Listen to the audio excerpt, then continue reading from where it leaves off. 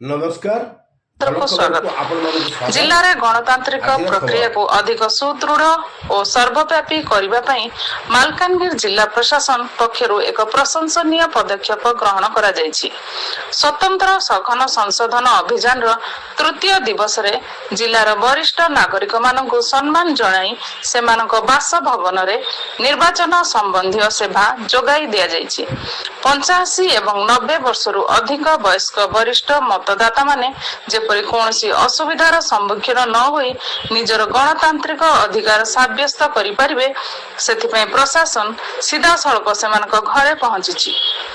मालकानगिरी अतिरिक्त जिला निर्वाचन अधिकारी एवं बूथ स्तरीय अधिकारी माने विभिन्न ग्राम परिदर्शन करी वरिष्ठ भोटर मानकु भेटिवा सह सेमानकु स्वतंत्र परिगणना फॉर्म प्रदान करछन्ति।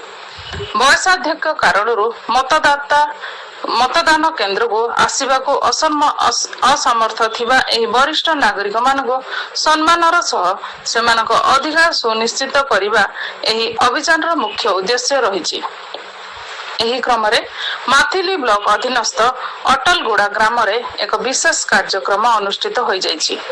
माथिली रो सहकारी निर्वाचन पंजीकरण अधिकारी तथा गोष्ठी उन्नयन अधिकारी प्रत्यक्ष तत्वावधान रे चित्रकोंडा संरक्षित विधानसभा निर्वाचन मंडली रो पार्ट संख्या 85 अंतर्गत अटलगुड़ा ग्राम रे वरिष्ठ भोटर मानकु चिन्हट करा जायथिला।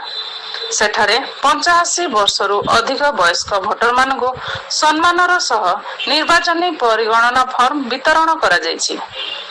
जिला प्रशासन एही महत् प्रयास को स्थानीय अंचल उच्च प्रशंसा करा जायछि। निर्वाचन प्रक्रिया रे केही जेपरि बात न पड़िबे एवं प्रत्येक योग्य नागरिक पाखरे निजर मताधिकार साब्यस्त करिवार सुजोग रहिबो ताहा एही अभियान जरिया रे प्रमाणित होइछि। प्रशासन अधिकारी माने वृद्धा मानक निकट रे पहुंची सेमानक स्वास्थ्य अवस्था बुझिवा सह निर्वाचन प्रक्रिया संपर्क रे आलोचना करथिले, जहा वरिष्ठ नागरिक मानक मध्य रे अपूर्व उत्साह सृष्टि करिछि। मालकानगिरी जिला प्रशासन पक्षरु समस्त नागरिकों को अनुरोध करा जाउछि जे निज अंचल रे कोनसे योग्य वरिष्ठ किंबा भिन्नक्षम भोटर जेपरि एही स्वतंत्र सघन संशोधन प्रक्रिया रो बाद न पड़ंती सेथिप्रति सतर्क रुहंतु।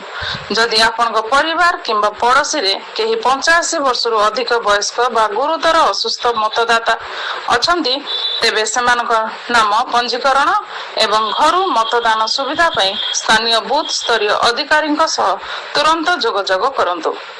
आपनक सहयोग ही एक सुदृढ़ और स्वच्छ गणतंत्र गठन रे सहायक हेबो।